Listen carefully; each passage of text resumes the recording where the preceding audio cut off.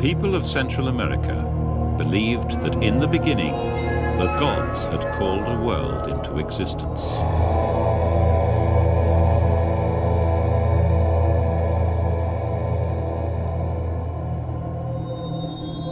But the gods fought among themselves and destroyed that world.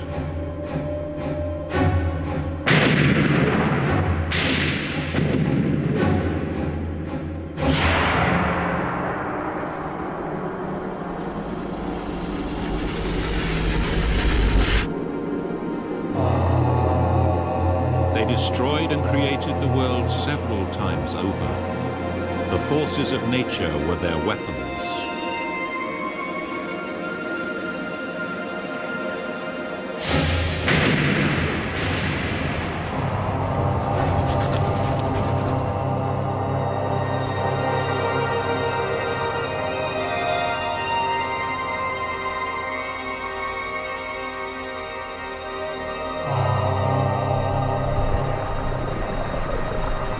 Then the gods came together to fight the great earth monster.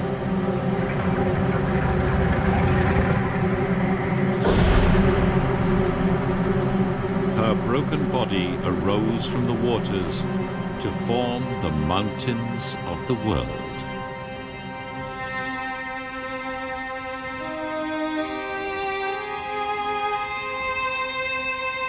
The land the gods had created from the ceaseless battle of fire, water, and wind is one of the richest and most diverse on the planet.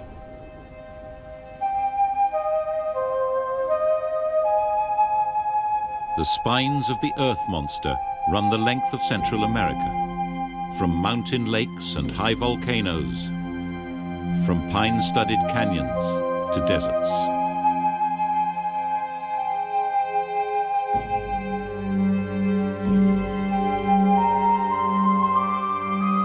In the south, rainforests cloak the steep slopes, and to the east lie the tropical waters of the Caribbean.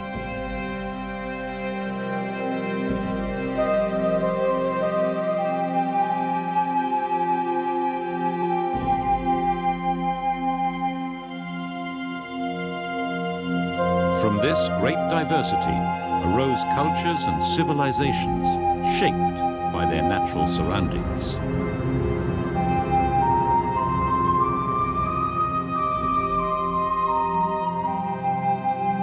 In the Caribbean lived the least known of the cultures, the Taino. The Maya grew from the tropical forests, and in the harsh northern deserts of Mexico arose the Aztecs.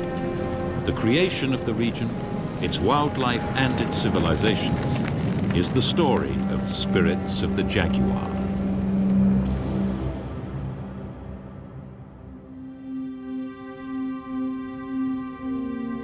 This program looks at the creation of Central America, the land that stretches between the great continents of North and South America, and of the Caribbean islands that lie to the east.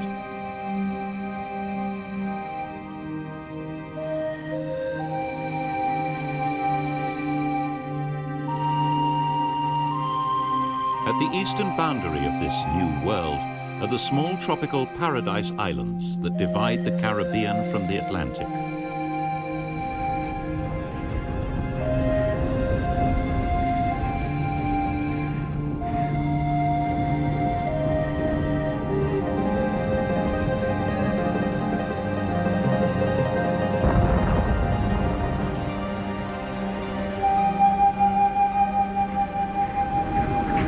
Inside the small isles lie the large Caribbean islands of Puerto Rico, Hispaniola, Cuba, and Jamaica. Further west still lies Central America. Yet 150 million years ago, there was only water.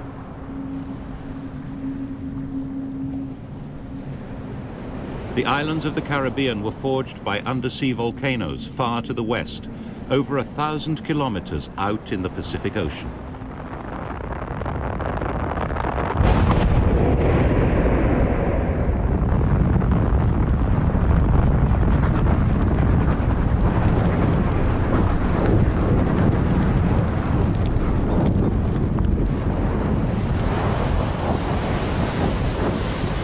The myth told of a violent volcanic origin and Earth rising from the dark waters. And indeed, over the millennia, islands emerged from the battle of sea and fiery land. And these raw rocky isles grew larger and more numerous.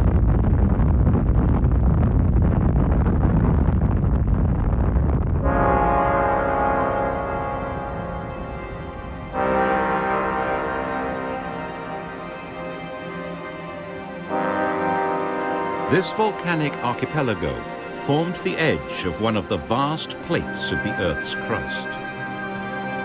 As the plate began to move, the islands started out on an extraordinary journey eastward towards the gap between North and South America.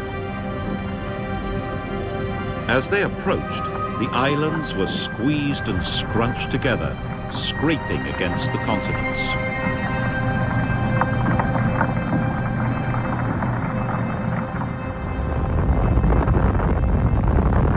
Whilst the islands were docked, there was the opportunity for the first passengers to come aboard.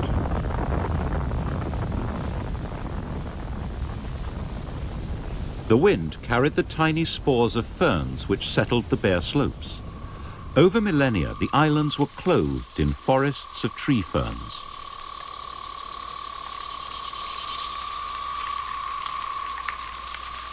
"80 million years ago, primitive plants dominated the islands, and the sound of archaic insects filled the night air.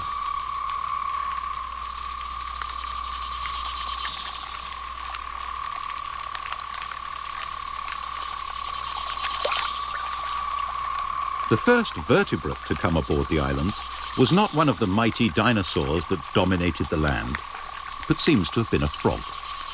This improbable pioneer hopped up the chain of islands from South America.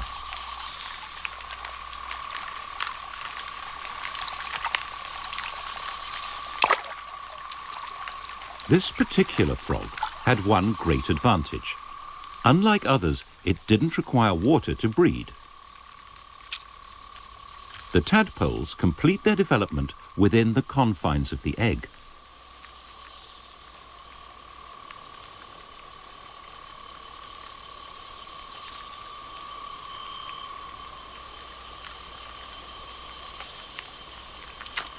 The miniature colonists emerge, ready to spread out into the dark forests. These had been brightened with the arrival of flowering plants. And with the flowers, a butterfly joined the passenger list. Many butterflies can fly long distances and could easily have reached the Caribbean islands in their present position. But the glasswing isn't one of them.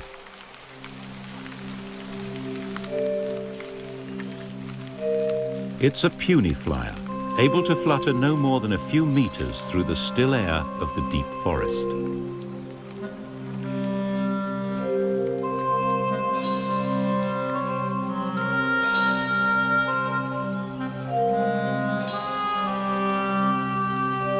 The glasswing butterfly must have joined the islands whilst they were docked, but the islands didn't remain close to the continents.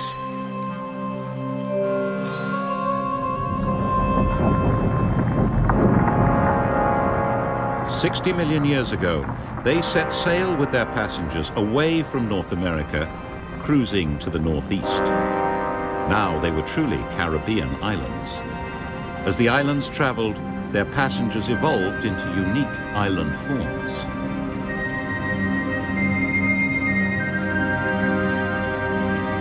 Then, 50 million years ago, the northern islands crashed into the submerged rocky mass of the Bahamas Bank. The collision created the largest of the Caribbean islands, Cuba.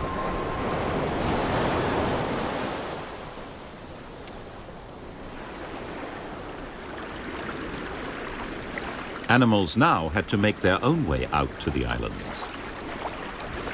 Some swam out like the iguana. Young rock iguanas have an inbuilt urge to disperse from their place of birth, and these babies, no more than 20 centimeters long, paddled over 200 kilometers from North America to arrive on Cuba.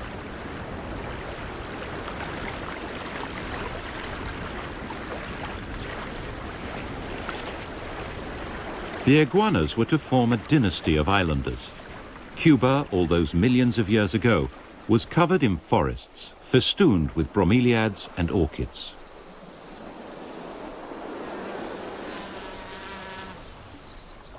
This tiny bird, the toady, was already on Cuba, for it had stowed away whilst the islands were sailing out from North America. The toady is no marathon flyer. Its short, stubby wings are designed for brief flights in pursuit of the numerous insects of the island.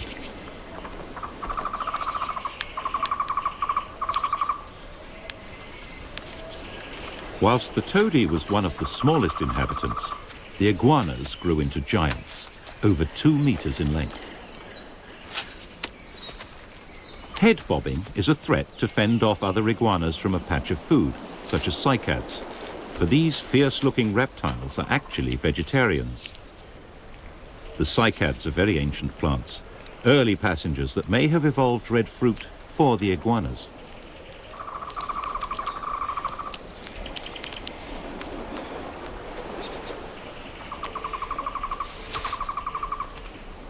Rock iguanas are fiercely territorial. The males guard food and females against any challengers.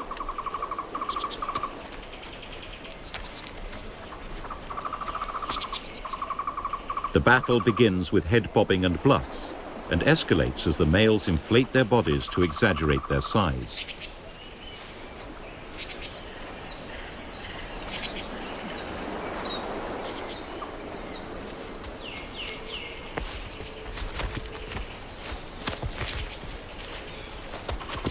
If the displays fail, then real warfare breaks out.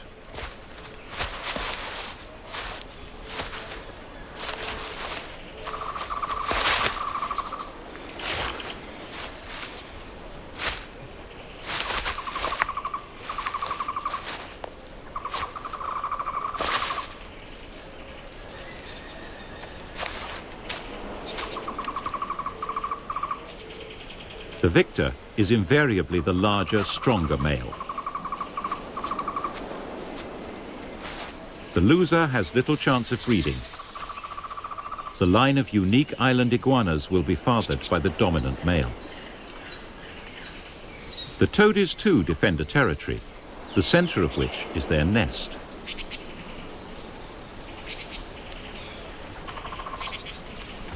Like their distant ancestors, the kingfishers, the toadies nest in holes in banks.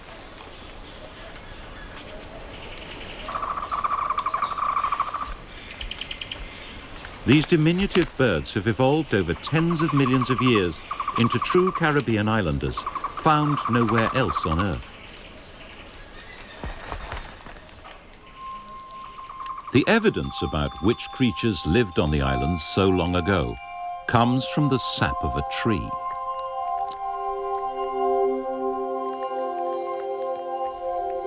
The copious amounts of sap not only engulfed stray feathers, it attracted insects. The unwary got stuck.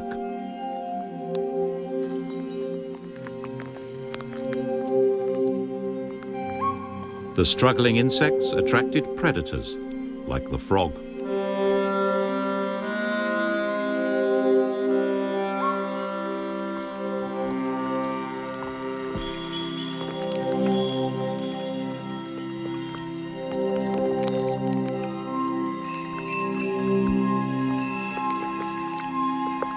They were engulfed.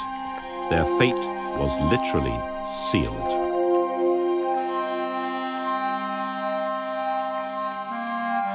They were frozen for eternity, preserved in amber, the fossilized sap. They form a record of island life 45 million years ago.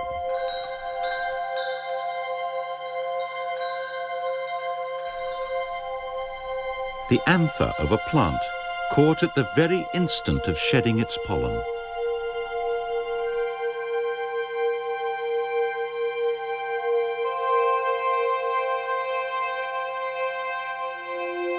All these creatures had their own individual history of arrival. Lizards were carried into the Caribbean by currents of the sea. Other prisoners of amber, such as insects, had been conveyed to the islands by the currents of the air.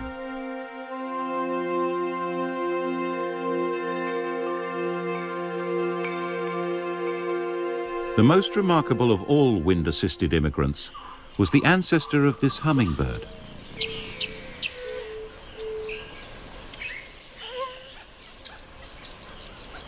The bee hummingbird of Cuba is the smallest bird in the world.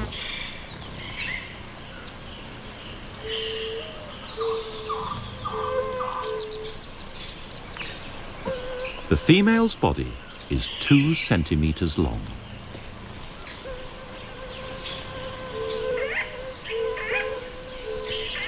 Whilst on the wing, her heart beats over 1,000 times per minute.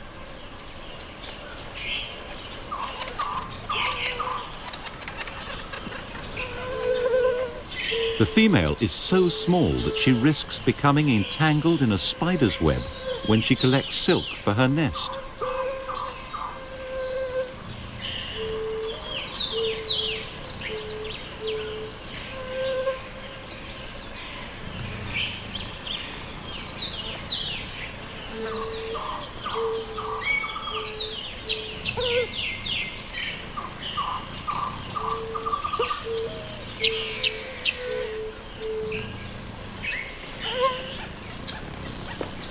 Only the female builds the nest. The male's role is to guard against intruders into the territory.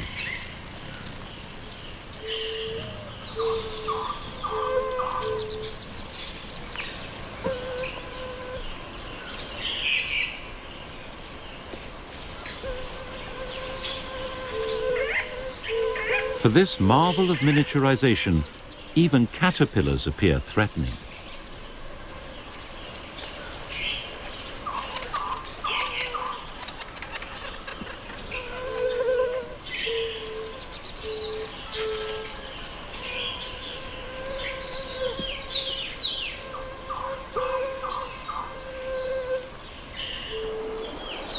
Cuba was the source for much of the wildlife of the other Caribbean islands.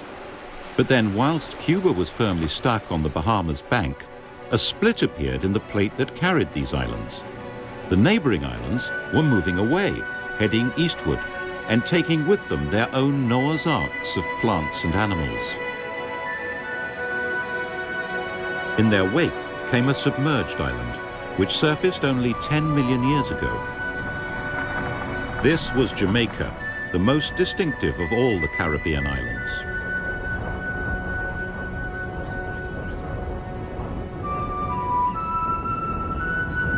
Millions of years underwater meant Jamaica emerged as virgin soil for new arrivals that would have been crushed by competition on the older islands. Today, it looks different and is different from any of them.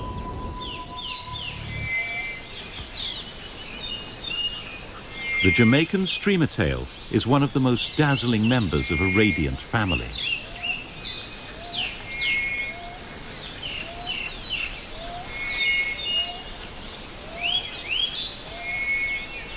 Its ancestors arrived from Central America to fill the hummingbird vacancy on this new land.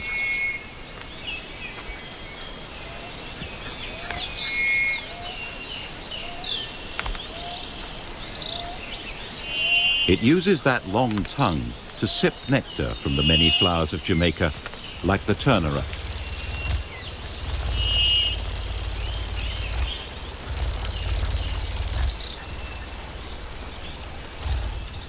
One of its favorite plants is the giant bromeliad. The flower spike is a meter tall and provides plenty of sugar-rich nectar to fuel the hummingbird's energetic flight.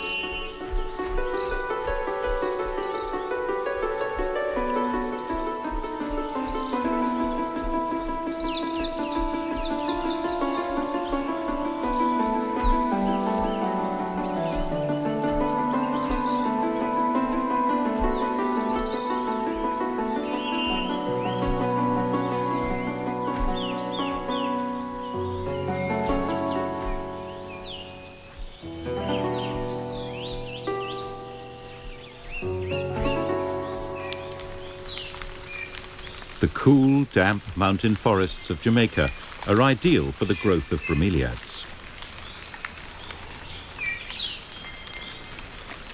They festoon the branches, and the weight of this garden in the sky can amount to several tons on a single tree. Having no roots in the ground, bromeliads gather their water from the sky. The leaves are smooth and shaped like gutters. Rainwater runs down to collect in the base of the plant. The bromeliad is a pond in the sky. The plant, with its own water reservoir, is a miniature world inhabited by a host of creatures.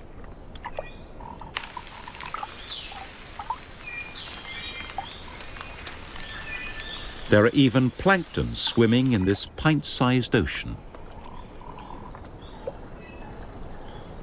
These strange creatures are the young of a crab that has come to depend on the bromeliad. The female circulates the water, increasing the oxygen for her babies. They will grow up in the bromeliad, guarded by their mother.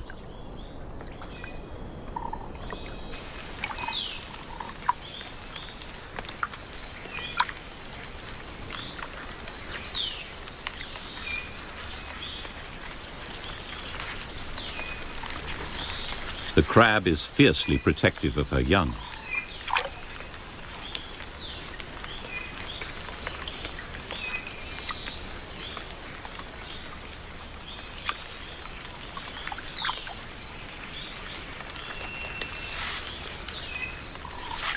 But in this instance, she's actually capturing food for them.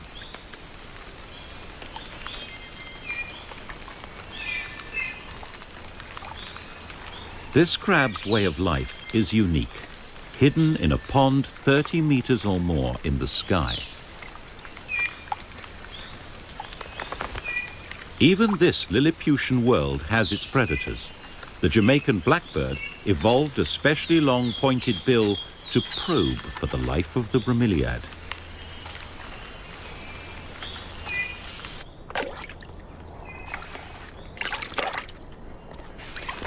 The blackbird even uses the pond to bathe in.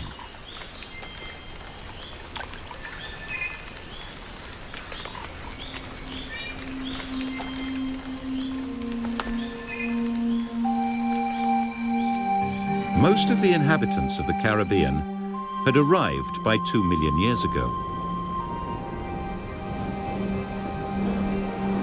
It was about that time that a global change, the Ice Age, had a dramatic effect on the Caribbean.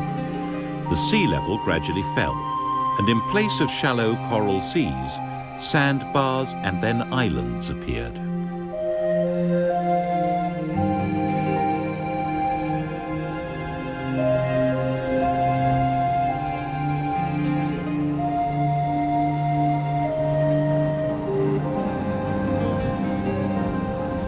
Where the sea had once been, there were mangroves and vast freshwater swamps.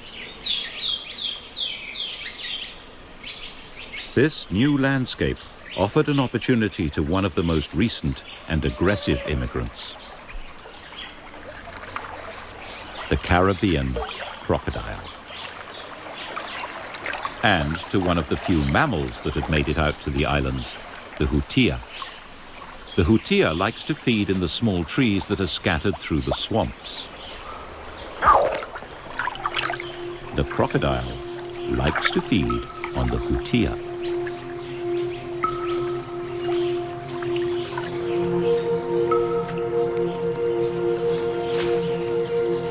Height appears to offer safety, but the hutia is trapped in an isolated tree.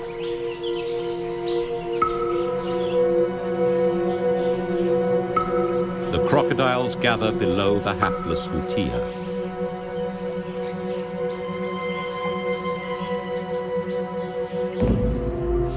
The Caribbean crocodile has an unusual but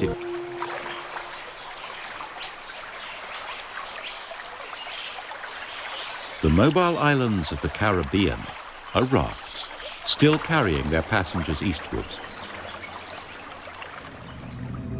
These islands began life in the Pacific. They came through an open door. There was no connection between North and South America. But 15 million years ago, Beyond the watery gap, out in the Pacific, a new set of volcanic islands appeared on the horizon.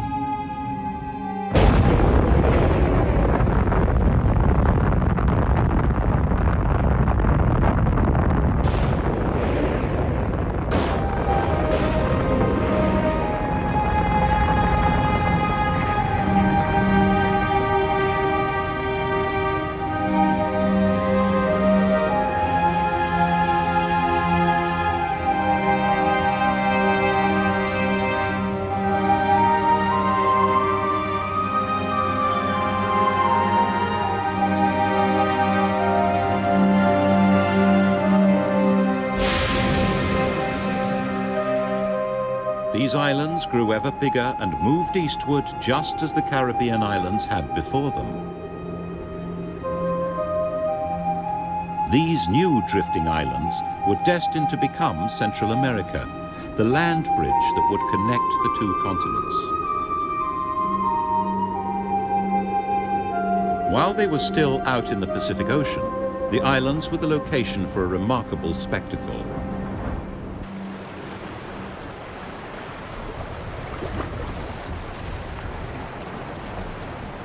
Each year, turtles, the nomads of the oceans, would visit these isolated islands.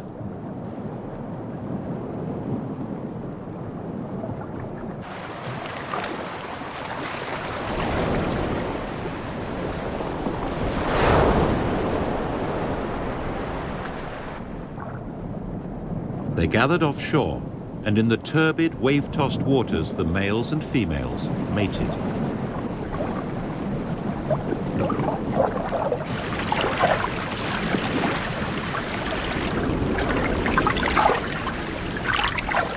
Then the females waited for the cool of the evening.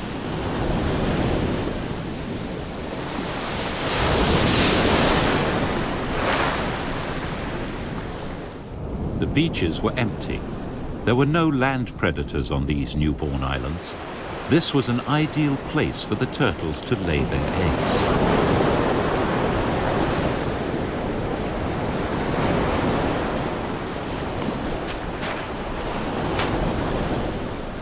For 1,000,000 generations, while the moving islands were in the Pacific, hordes of Ridley's turtles came to nest on the beaches. Turtles come ashore only to lay their eggs. Within hours, the females retreat to their oceanic world.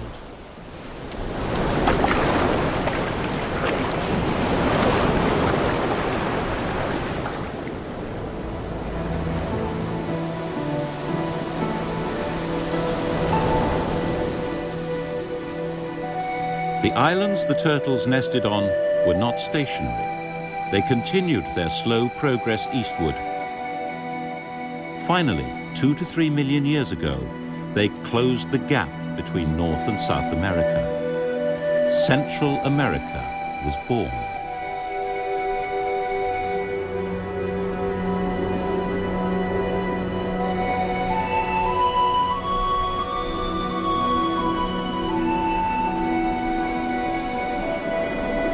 One of the first creatures to venture down this land bridge was the coati-mundi. It came from the north and found food in abundance on the once isolated turtle beaches. The coati has a wonderful sense of smell, and no turtle nest was safe from these new explorers.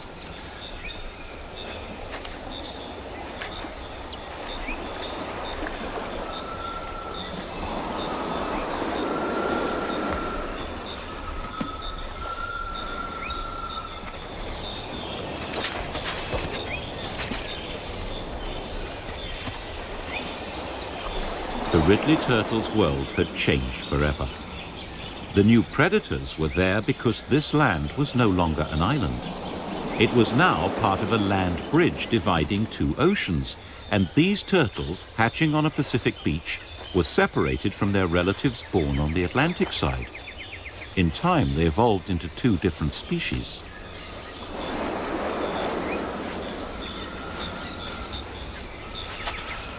For the babies of the Pacific Ridley turtle, the immediate concern was to reach that ocean alive.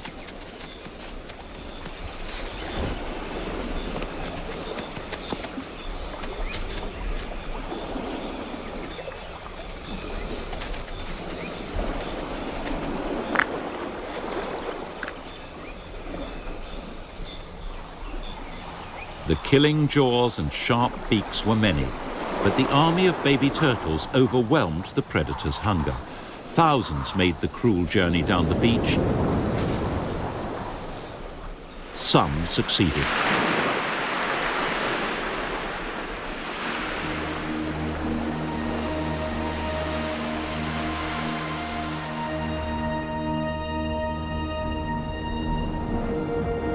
In the early days of Central America, the land was covered in deciduous woods and grass, ideal for another traveler from North America, the deer.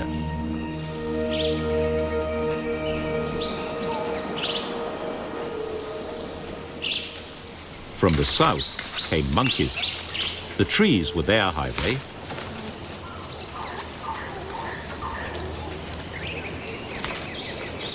They had evolved in the extensive forests of South America. As the trees colonized the land bridge, so did the monkeys.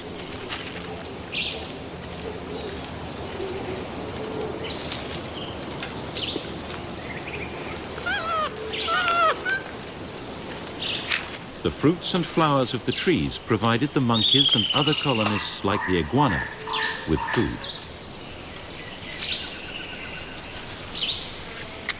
The squirrel traveled from North America. There were no monkeys there, and both creatures feed on the same range of fruit, nuts, and flowers. Would Central America be big enough for both of them?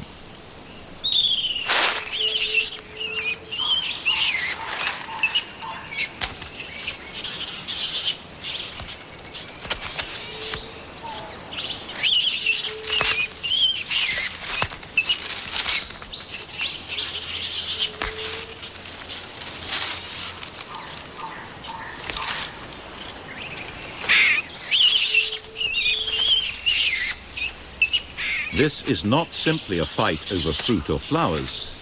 Monkeys also have a taste for meat.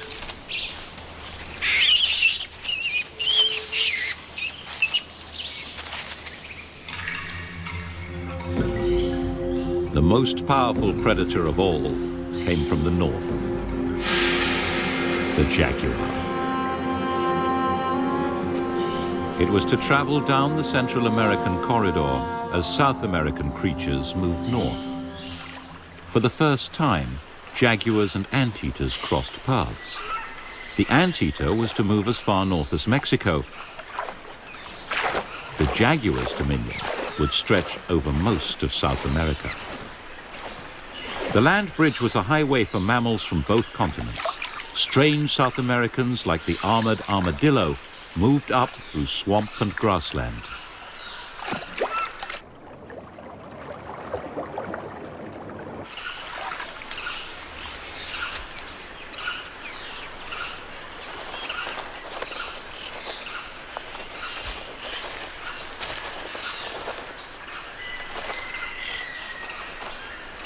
The grassland was home to the armadillo's food, and its sandy soils proved easy digging.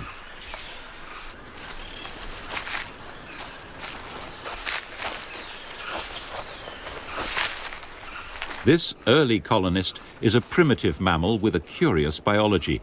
The female gives birth to quadruplets. The babies are identical clones.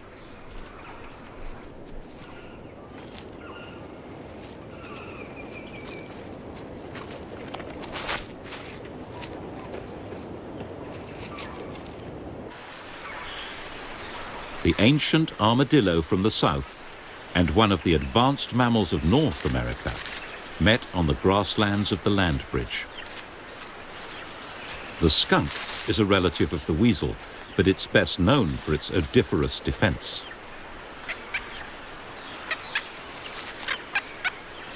The skunk's handstand lifts its stink gland in the air to help carry the smell.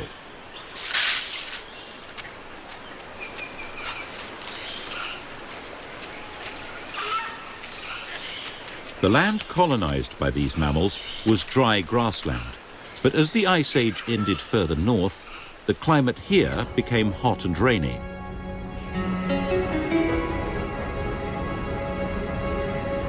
As the weather grew wetter, Central America changed its character. In many areas, the grasslands were replaced by tropical rainforests. The land bridge now offered opportunities to a new range of creatures. Army ants stormed out of the forests of South America, killing and feeding on any insect in their path.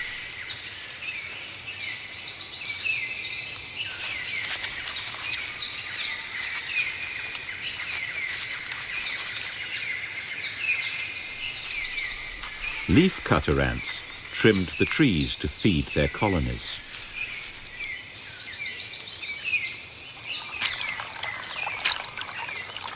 From the north came a curious relative of the horse. Like the ants, the tapir fed on the leaves of this new tropical forest.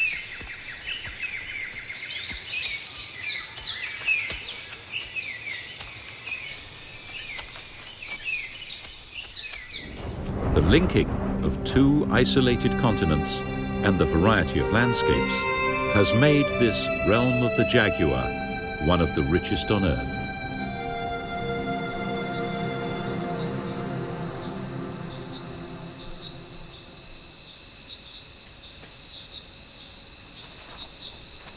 The kinkajou is a relative of one of the first pioneers from the north, the coatimundi.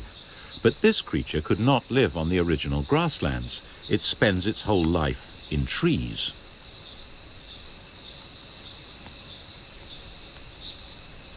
It has given up any taste for meat and eggs and lives on a diet of nectar, flowers, and fruits of the forest.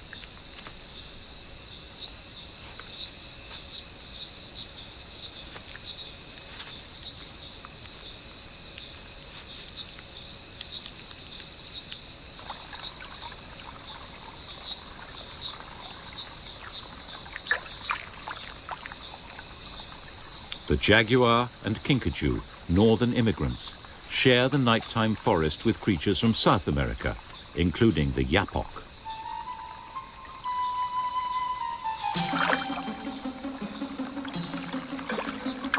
The yapok trawls the water, waiting for the touch of a fish against its sensitive feet.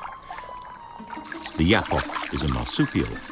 It's so specialized for an aquatic existence that its pouch faces backwards to avoid it filling and so drowning the baby.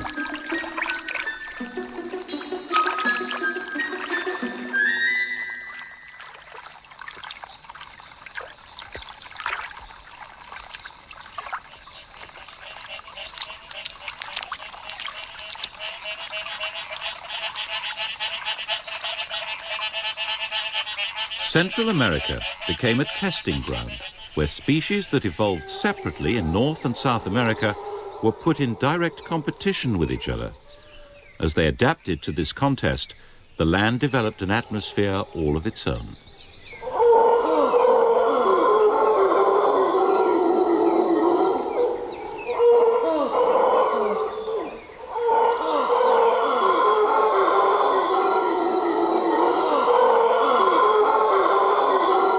Mantled howlers and tamanduas, arboreal descendants of the giant anteater, feast in the canopy.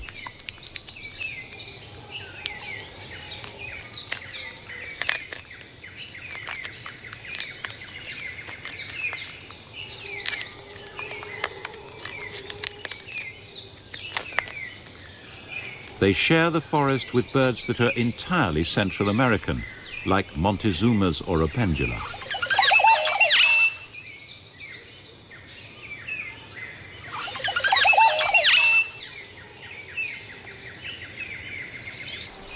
In the forests that cloak the high mountain slopes lives one of the most beautiful birds in the world. The ancestors of the resplendent quetzal came from South America, but quetzals are confined to the cloud forests of Central America. Female quetzals aren't impressed by superficial appearances. However fabulous his feathers, the male still has to show how good he is by digging trial nests. Quetzal females have a determined, practical streak.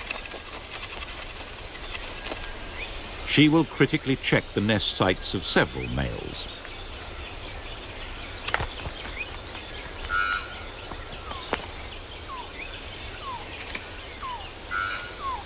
The male's chances of breeding depend on her decision.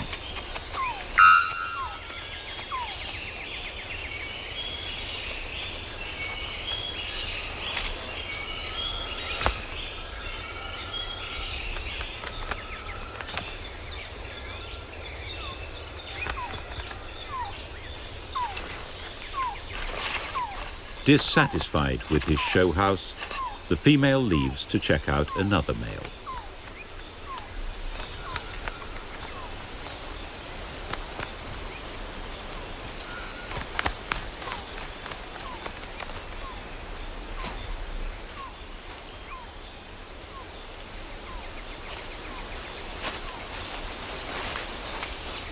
An equally beautiful candidate awaits his chance to show off his handiwork.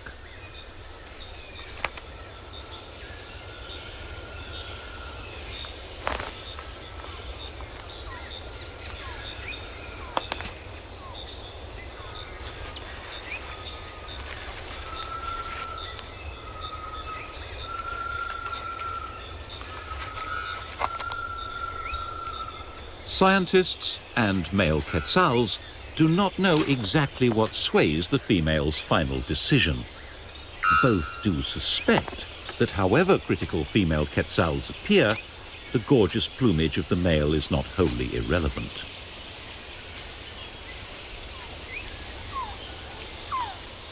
The feathers of the quetzal had a powerful impact on the last species to enter this new world. Humans were very late arrivals. They came from the north as recently as 13,000 years ago. Bands of hunters, nomads, they moved down North America and into Mexico and Central America.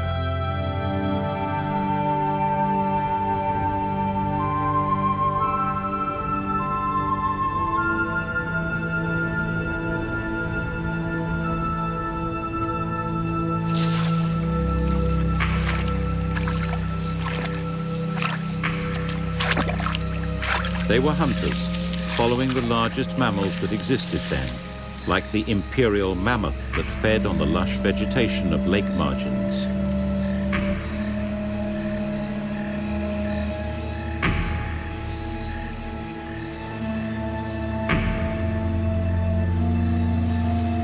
To kill such a huge and powerful beast, the hunters had to get close, and that required careful communication, coordination, and great courage.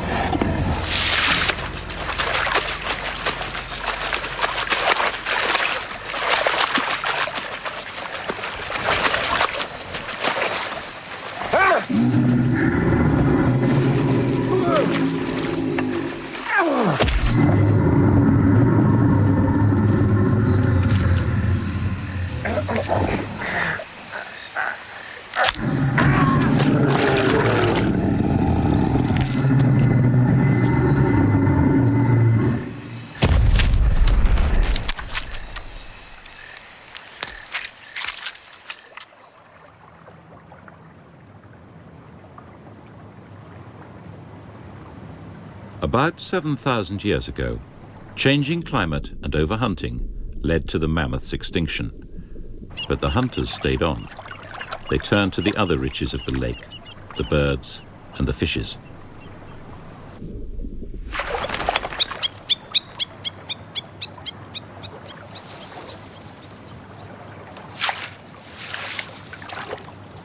And then, some 5,000 years ago, human beings began reshaping the land.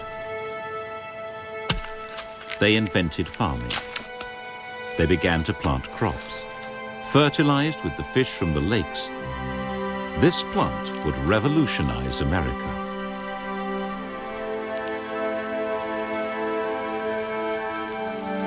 Maize was domesticated from a native grass. With the advent of agriculture, people began to settle in permanent communities, which began to grow larger and more complex.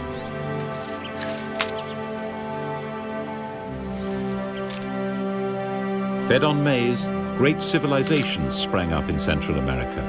Their character was to be shaped by the land they grew from and the plants and animals that surrounded them.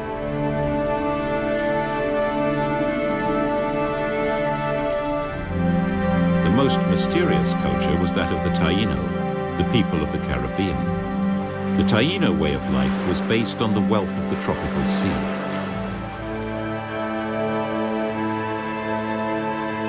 In the mountains and deserts of Mexico evolved another and very different culture.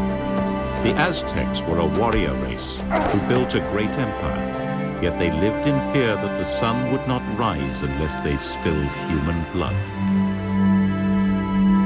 In the tropical forests lived the most elaborate civilization of the Americas, the Maya.